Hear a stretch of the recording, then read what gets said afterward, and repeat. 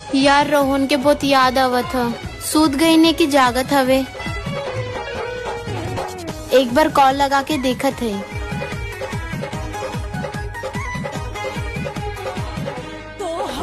Hello. हमें तो लगे कि तू सूत गईला।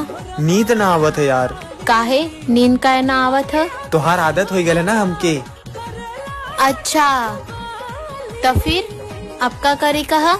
कुछ ना, बस हमसे बात करा। और का?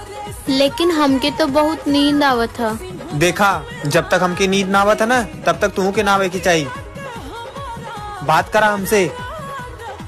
अजीब जबरदस्ती बा यार। जबरदस्ती का है ना करब। मेहरारू हो हमार। आई लव यू जान। आई लव यू टू करे जा।